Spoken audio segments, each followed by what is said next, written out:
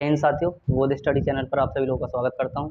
आशा करता हूं कि आप सभी लोग ठीक होंगे, मस्त होंगे, ज़बरदस्त होंगे और अपनी तैयारी को बेहतर ढंग से कर रहे होंगे।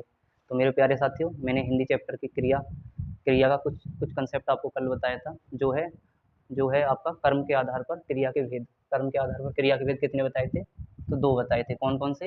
अकर्मक क्रिया और नंबर 2 सकर्मक क्रिया। सकर्मक क्रिया। तो साथियों, उम्मीद करता हूँ कि आप सभी लोगों को बेहतर ढंग से पिछली क्लास अच्छी लगी होगी। अगर किसी भाई बहन ने क्लास पिछली नहीं देखी है तो सबसे पहले वह इस क्लास को देखे और उसके बाद सेकंड क्लास में हमारी क्रिया की में आए। तो साथियों, आगे बढ़ते हुए आज हम करवाएंगे सकर्मक क्रिया के भेद। सकर्मक क्रिया के भेद कितने होते हैं साथियों? सकर्मक क्रिया के जो भेद होते हैं वह 2 होते हैं। 2 भेद होते हैं। कौन-कौन से होते हैं सकर्मक क्रिया के? तो साथियों, मैंने सबसे पहले सकर्मक क्रिया के 2 भेद होते हैं। तो पहला भेद है हमारा एक कर्मक सकर्मक क्रिया। एक कर्मक सकर्मक क्रिया।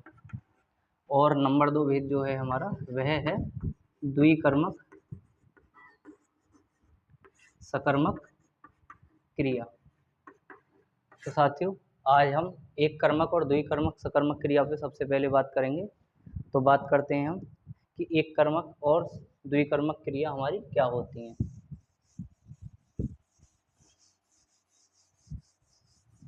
साथियों, मैं पूछने लगूं आपसे, सोना एक कैसी क्रिया है? सोना। और मैं कहने लगूं पढ़ाना एक कैसी क्रिया है? और साथियों, खाना एक कैसी क्रिया है? तो आप सभी बहन भाइयों का जवाब आना चाहिए। सोना एक कौन सी क्रिया है? वह है अकर्मक क्रिया। अकर्मक क्रिया। और उसी हिसाब से साथियों, पढ़ाना एक कैसी क्रिया है? क्या पढ़ाना? पुस्तक पढ़ा रहे हैं, उपन्यास पढ़ा रहे हैं, तो साथियों सकर्मक क्रिया हो जाएगी। मतलब हमें एक से अधिक कर्म का जवाब मिल चुका है, तो वह हो जाएगी हमारी सकर्मक क्रिया।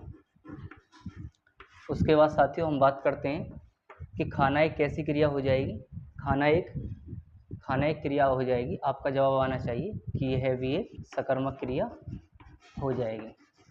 तो उम्मीद करता हूँ साथियों, सकर्मक और अकर्मक क्रिया दोनों आपको अच्छी तरह से समझ में आ गई होंगी। अब हम आज जो बात करने वाले हैं वह है हमारा एक कर्मक और द्विकर्मक क्रिया के ऊपर।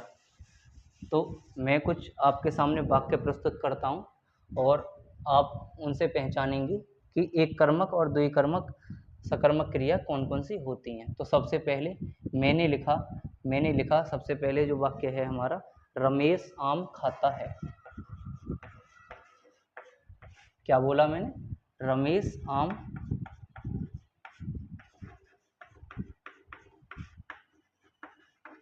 खाता है। तो साथियों, इतना तो ये कन्फर्म ही है कि साथियों ये सकर्मक क्रिया है, क्योंकि मैं पहले ही बता चुका हूँ। आपको भी आ गई होगी कि सकर्मक क्रिया और अकर्मक क्रिया कैसे होती हैं। अब लेकिन बात है कि ये एक कर्मक सकर्मक क्रिया है या द्विकर्मक सकर्मक क्रिया है। तो साथियों, सबसे पहले कर्ता कौन सा होता है हमारा? जो काम करता है, जो काम करने वाला होता है। तो इसमें काम करने वाला कौन है? रमेश है। रमेश, यह हो जाएगा हमारा कर्ता। उसके बाद साथियों मैं बात करने लगूं कि हमारी क्रिया कौन सी हो जाएगी। तो जिनके पीछे ना प्रत्यय जुड़ा हो, जिनके पीछे ना प्रत्यय जुड़ा हो, वह हमारी क्रिया हो जाएगी। तो इसमें क्या है? क्रिया खाना। अब साथियों, रमेश आम खाता है। तो आम क्या है? आम एक कर्म है। आम कर्म है। तो इसमें साथियों कितने कर्म हो गए? आम जो है एक कर्म है, तो इसमें हो जाएगी एक कर्मक सकर्मक क्रिया। उम्मीद करता हूँ साथियों अच्छी तरह से आपकी समझ में आया होगा। आगे हम और एक अगले वाक्य पर बात करते हैं ताकि आपको स्पष्ट रूप से सारी चीज़ें क्लियर हो सकें। हमने लिया अगला वाक्य, राम ने छात्र को पढ़ाया। राम ने छात्रों को पढ़ाया। तो साथियों मैं पूछने लगूँ आपसे कि कर्ता कौन सा है इस वाक्य में, तो कर्ता है हमारा राम, और हमारी क्रिया कौन सी है, तो क्रिया हो गई हमारी पढ़ाया या फिर पढ़ाना। साथियों बाकी जो है ये हो जाएंगे आपके, ये हो जाएगा आपका कर्म। फिर साथियों ये जो बचते हैं ये क्या है, ये ने और को जो है ये हो जाएगी हमारी, ये हो जाएगी, ये है हमारा विभक्ति रूप, विभक्ति, कारक विभक्ति जो कहते हैं साथियों, विभक्ति। साथियों उम्मीद करता हूँ समझ में आया होगा। तो ये इसमें कौन सा कर्म हो जाएगा हमारा, तो इसमें हो जाएगा एकर्मक सकर्मक क्रिया, एकर्मक सकर्मक क्रिया। साथियों आगे बात करते हैं, हम और वाक्य लेते हैं ताकि आपको स्पष्ट रूप से सारी चीज़ें क्लियर हो सकें।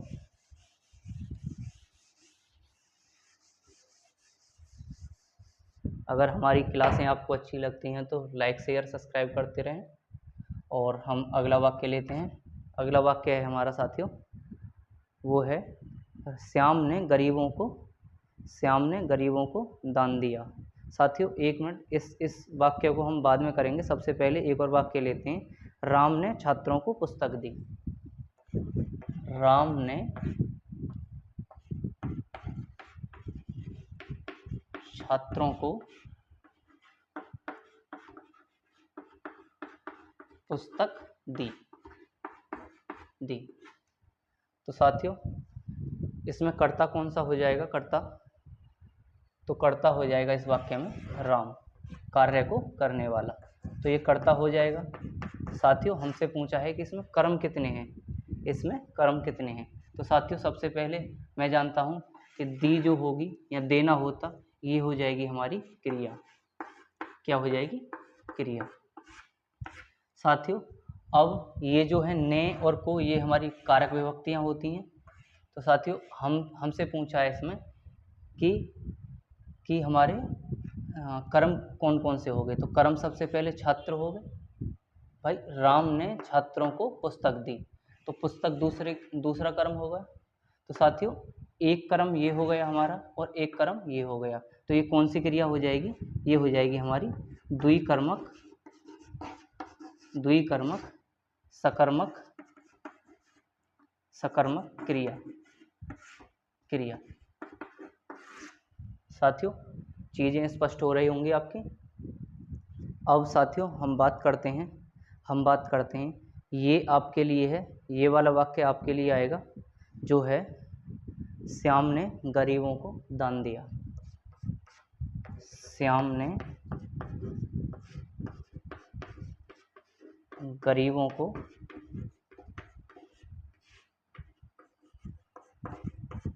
दान दिया। साथियों ये आपको बताना है, कमेंट में बताओ इसको कि ये एकर्मक है या द्विकर्मक सकर्मक क्रिया है। तो साथियों मैं आपके जवाब का इंतज़ार कर रहा हूँ, आपको ये बताना है कि ये एकर्मक है या द्विकर्मक सकर्मक क्रिया है। तो साथियों मैं जानता हूँ कि श्याम जो है हमारा, श्याम कार्य को करने वाला है, तो ये हो जाएगा हमारा कर्ता। साथियों उसके बाद मैं बात करूँ, दिया जो हो जाएगा यह हो जाएगा हमारा क्रिया। साथियों बात करते हैं ने और को, मैं आपको पहले कुछ वाक्यों में भी बता चुका हूँ, ये हमारी कारक विभक्तियाँ होती हैं साथियों। लेकिन हमसे इसमें पूछा गया है कि इसमें कर्म कितने हो जाएंगे, एकर्मक हो जाएगी या द्विकर्मक हो जाएगी। तो साथियों आप कमेंट में भी बता सकते हैं कि इसमें एकर्मक सकर्मक क्रिया होगी या द्विकर्मक सकर्मक क्रिया हो जाएगी। तो साथियों क्या हो जाएगी इसमें, द्विकर्मक सकर्मक क्रिया, लिख दूं?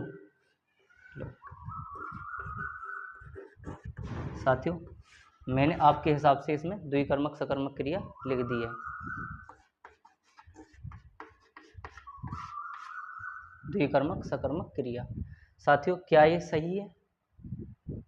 सही है? तो साथियों ये जो है ये गलत है। क्यों गलत है? साथियों आप सोचोगे कि मैंने तो आपको ये बताया था कि पिछले जो कर्म होता है उसको देख लेते हैं।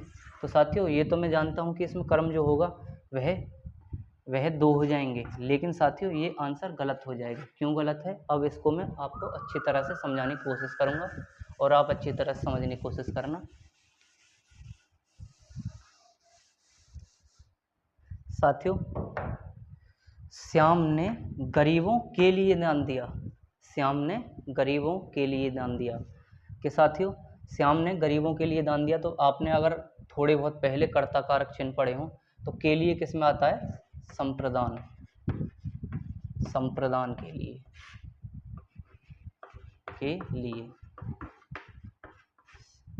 संप्रदान के लिए। और इसमें दूसरी जो विभक्ति आती है हमारी वह को भी आ जाती है। तो साथियों अब इसको हम किस प्रकार से जानेंगे और किस प्रकार से हम पहचान कर पाएंगे कि ये संप्रदान है या फिर हमारा द्विकर्मक सकर्मक क्रिया है। तो साथियों मैं कुछ आपको पॉइंट बताता हूँ जिससे हम पहचान कर सकेंगे कि ये सकर्मक क्रिया है, द्विकर्मक क्रिया, सकर्मक क्रिया है या फिर हमारा ये संप्रदान है। तो साथियों जब कभी भी कोई चीज़ दी जाए और उसको पुनः दोबारा नहीं लिया जाए, जैसे कि राजा ने गरीबों के लिए वस्त्र दिए। तो साथियों राजा जो होगा क्या वो गरीबों से दोबारा वस्त्र लेगा, ये आप अपने आप से प्रश्न कीजिए। राजा जो होगा क्या गरीबों से वह दोबारा वस्त्र लेगा, नहीं लेगा। तो साथियों जो चीज़ हमेशा के लिए दे दी जाए तो वह हो जाएगी संप्रदान। जैसे कि और कुछ लेते हैं हम। राजा दशरथ ने भगवान श्री राम को आशीर्वाद दिया। साथियों क्या वो आशीर्वाद वापस लेंगे, नहीं लेंगे। तो साथियों इसमें भी हमारा संप्रदान कारक हो जाएगा। तो साथियों उम्मीद करता हूँ मैंने जो आपको समझाना चाहा आप अच्छी तरह से समझ पाए होंगे। साथियों अब हम इसके ही जैसा एक और वाक्य लेते हैं ताकि आपको स्पष्ट रूप से समझ में आ सके कि मैं क्या समझाना चाह रहा हूँ। जैसे कि मैंने लिखा सुमित ने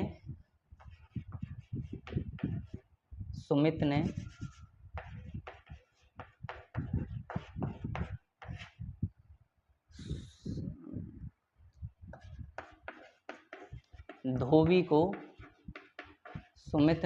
को कपड़े दिए।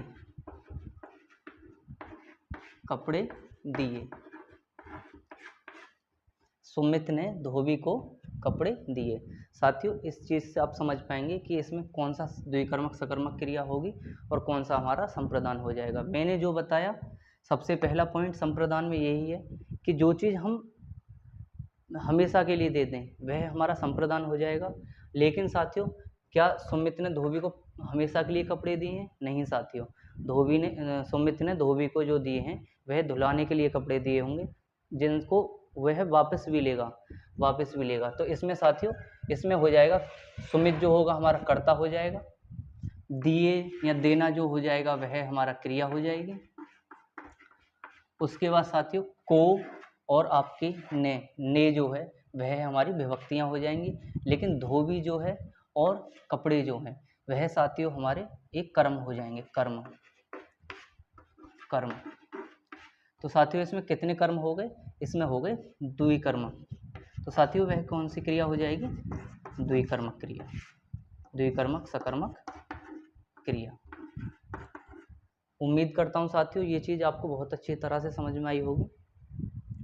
साथियों जहाँ भी हमेशा के लिए जो वस्तु दे दी जाएगी वह हमारी संप्रदान में पहुँच जाएगी और हमें वापस जो ली जाएगी वस्तु वह हमारी कर्म में आ जाएगी, क्योंकि कर्ता ने कर्म को और संप्रदान में भी को आता है। तो मैं आपको अच्छी तरह से समझा पाया हूँगा और आपकी समझ में भी आई होगी।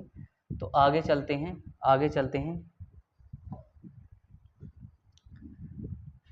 आगे है हमारा राम ने बच्चों को पुस्तक दी। राम ने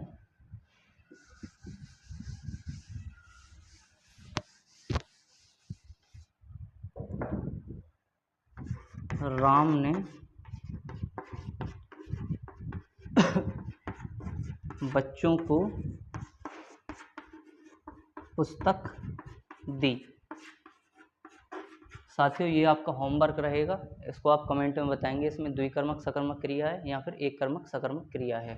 साथियों आगे चलता हूँ मैं अब आगे चलता हूँ। और साथियों एक और चीज़, जैसे कि हम द्विकर्मक सकर्मक क्रिया और एक कर्मक सकर्मक क्रिया को और कैसे पहचान सकते हैं, तो सबसे पहले साथियों जो जैसे बच्चा है इसमें और इसमें पुस्तक है, तो एक चीज़ सजीव होगी अधिकतर, अधिकांश जो होगी, अधिकांश साथियों मैं पहले ही बोल चुका हूँ, अधिकांश जो होगी वह हमारी एक जो हमारा गौण पद होगा और जो हमारा मुख्य कर्म होगा, वह एक कर्म जो होगा, गौण कर्म जो होगा वह हमारा सजीव होगा, सजीव अधिकतर सजीव होगा, और जो हमारा मुख्य कर्म होगा वह हमारा निर्जीव होगा, निर्जीव वस्तु होगी। तो साथियों हम इस प्रकार से भी द्विकर्मक सकर्मक क्रिया की पहचान कर सकते हैं। आगे बढ़ते हैं हम साथियों, आगे बढ़ते हैं। तो आपको कमेंट में बताना है इसमें सकर्मक क्रिया एक कर्मक है या फिर द्विकर्मक है।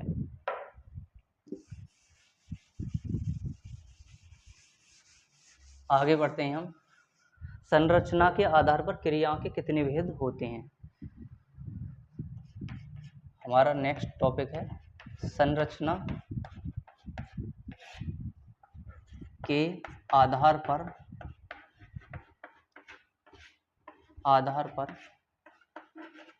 क्रिया के भेद।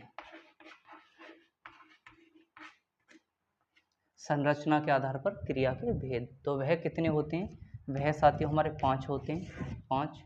और साथियों जब कभी भी बात होगी संरचना व प्रयोग के आधार पर जो होंगे वह क्रिया के भेद कितने होंगे, तो वह हो जाएंगे हमारे 8 भेद। और साथियों अगर हम कहने लगें कर्म के आधार पर क्रिया कितने भेद हैं, तो वह हमारे 2 भेद हैं। मैं पहले आपको क्लास में करवा भी चुका हूँ, जो है हमारा अकर्मक क्रिया और सकर्मक क्रिया। लेकिन साथियों अब हम बात करते हैं संरचना के आधार पर क्रिया के भेद कितने होते हैं, वह होते हैं हमारे 5। कौन कौन से होते हैं, सबसे पहले साथियों, सबसे पहले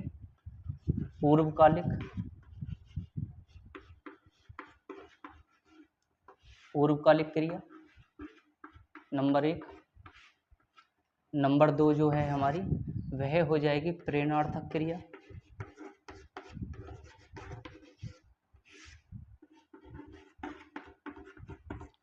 नंबर 3 हो जाएगी साथियों हमारी जो है नाम धातु क्रिया, नाम धातु क्रिया। और नंबर 4 जो हो जाएगी हमारी वह हो जाएगी कृदंत क्रिया, कृदंत क्रिया। नंबर 5 हो जाएगी हमारी जो है संयुक्त क्रिया, संयुक्त क्रिया। उम्मीद करता हूँ साथियों यहाँ तक समझ में आया होगा। तो आज हम बात करते हैं पूर्वकालिक क्रिया कौन सी होती है, पूर्वकालिक क्रिया कौन सी होती है।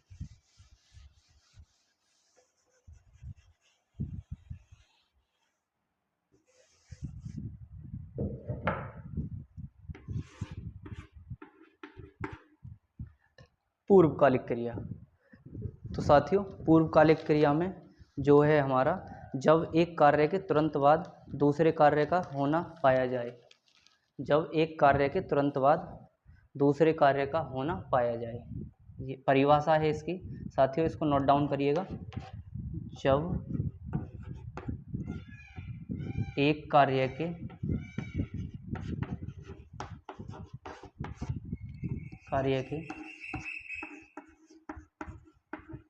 तुरंत बाद, एक कार्य के तुरंत बाद दूसरे कार्य का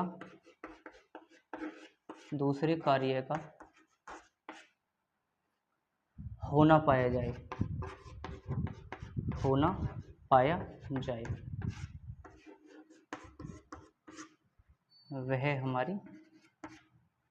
वह पूर्वकालिक क्रिया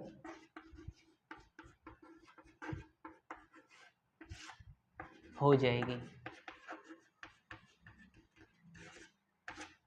वह पूर्वकालिक क्रिया हो जाएगी। साथियों हम कुछ एग्जाम्पल से समझते हैं कि पूर्वकालिक क्रिया हमारी कौन सी होती है।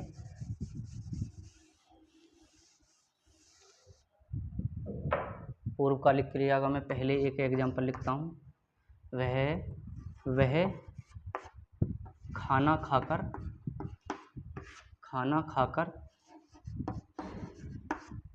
सो गया। वह खाना खाकर सो गया। तो साथियों, सबसे पहले खाना एक क्रिया हो गई और खाना खाने के तुरंत बाद वह सो गया। तो साथियों, सोना भी एक क्रिया है और खाना भी एक क्रिया है। तो पूर्वकालिक क्रिया का मतलब मैंने अभी आपको परिभाषा बताई थी, एक कार्य के तुरंत बाद दूसरे कार्य का होना पाया जाए।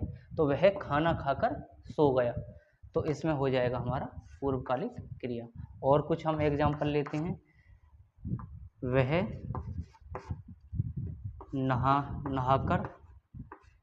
नहाकर खाने लगा।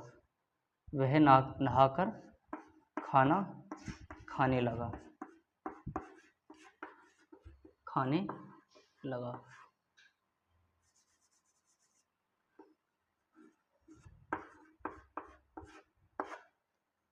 साथियों, वह नहाने के तुरंत बाद खाना खाने लगा, तो इसमें भी हमारी पूर्वकालिक क्रिया हो जाएगी। और साथियों, हम कुछ और एग्जाम्पल लेते हैं। वह है हमारे वह खेलकर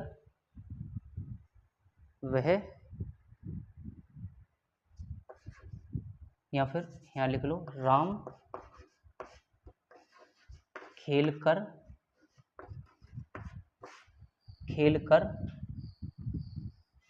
सो गया। तो हो गया साथी। वह खेलकर दौड़ने लगा।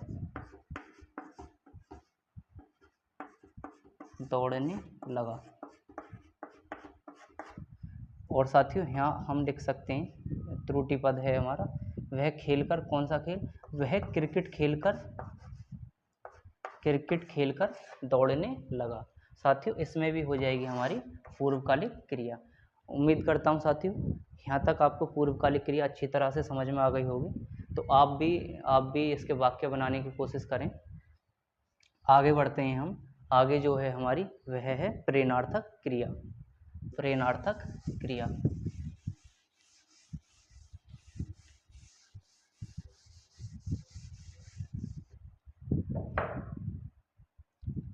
नंबर 2,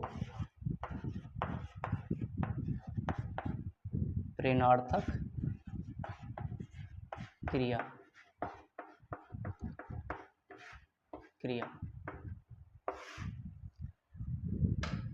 साथियों, प्रेरणार्थक क्रिया की एक परिभाषा है जिसको आप नोट डाउन करेंगे। जब कार्य अन्य व्यक्ति से कराया जाए।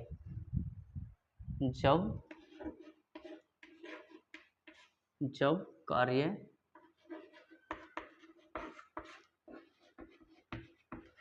अन्य व्यक्ति से कराया जाए, तो वह हमारी प्रेरणार्थक क्रिया होती है।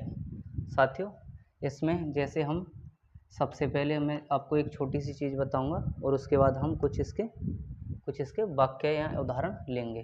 तो सबसे पहले साथियों, मूल धातु होती है। मैंने आपको पिछली क्लास में बताया, क्लास नंबर 1 में, कि मूल धातु को क्या होती हैं। उसके बाद साथियों, मैंने आपको बताया मूल धातु प्लस ना जोड़कर हम कैसे क्रिया का निर्माण करते हैं, तो क्रिया होती है। उसके बाद साथियों, एक होता है हमारा प्रथम प्रेरणार्थक क्रिया, और दूसरी जो होती है हमारी वह होती है द्वितीय प्रेरणार्थक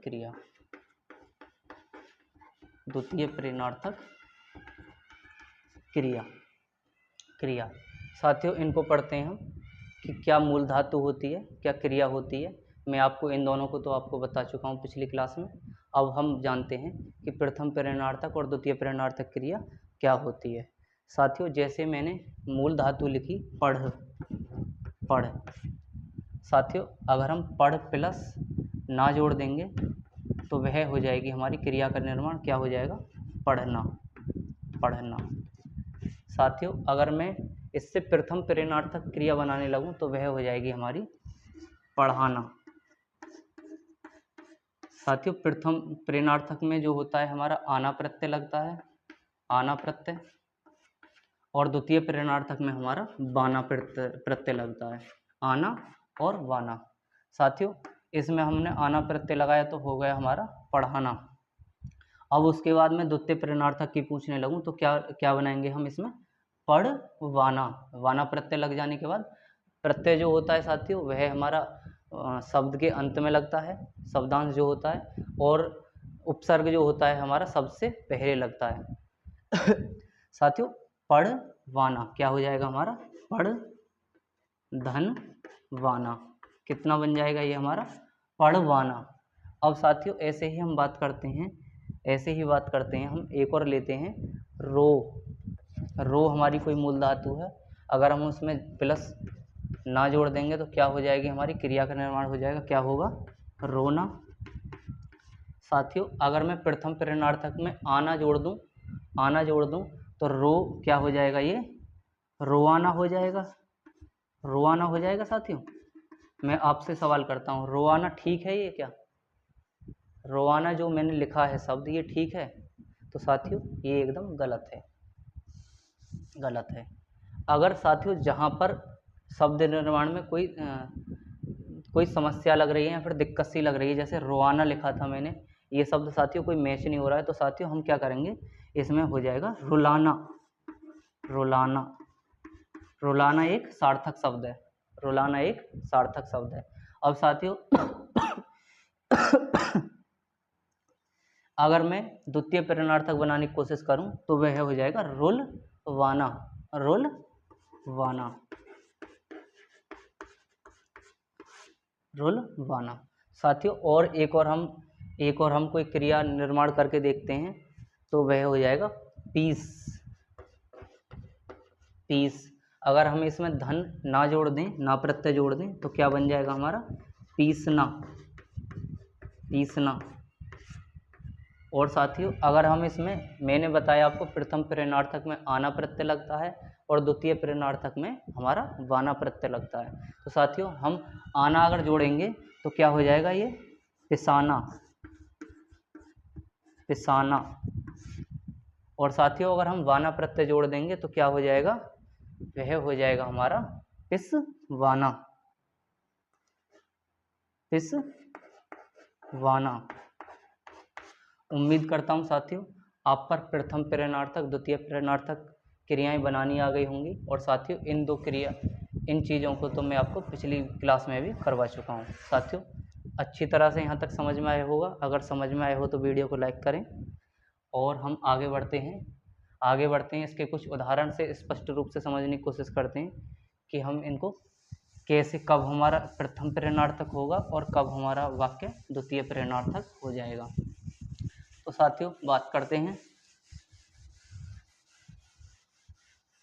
जिन मेरे छोटे बहन भाइयों या बड़े बहन भाइयों ने चैनल सब्सक्राइब नहीं किया है वह चैनल सब्सक्राइब भी कर दें। साथियों हमको थोड़ी बहुत सपोर्ट दिखाएं, हमको भी थोड़ा मोटिवेशन मिले। साथियों आगे बढ़ते हैं हम कुछ इसके वाक्यों की ओर। जैसे राम ने श्याम से पानी मंगवाया, राम ने श्याम से पानी मंगवाया। साथियों मैंने आपको बताया जब कार्य किसी अन्य व्यक्ति से कराया जाए तो इसमें हमारी प्रेरणार्थक क्रिया हो जाती है। अब साथियों अगर इसमें अब मंगवाया है तो इसमें हो जाएगी हमारी द्वितीय प्रेरणार्थक क्रिया, प्रेरणार्थक क्रिया। साथियों अगर मुझ पे कहीं गलती हो जाए तो उसके लिए मैं क्षमा प्रार्थी हूँ और आप मुझे कमेंट में भी बताएं कि मैं कहाँ गलती कर रहा हूँ, ताकि मैं अपनी मतलब सुधार कर सकूँ अपने आप में। उसके बाद साथियों अगला हम एक और वाक्य लेते हैं, वह है नौकर ने मालिक से पानी पिलवाया, नौकर ने मालिक को पानी पिलवाया, नौकर ने मालिक को पानी पिलवाया। साथियों पिलवाया, पिलवाना, तो साथियों इसमें कौन सी हो जाएगी हमारी, इसमें भी हमारी द्वितीय प्रेरणार्थक क्रिया हो जाएगी। अब साथियों एक और हम वाक्य लेते हैं और आपको स्पष्ट रूप से समझ में आए। जो मालिक ने नौकर से सफाई करवाई, मालिक ने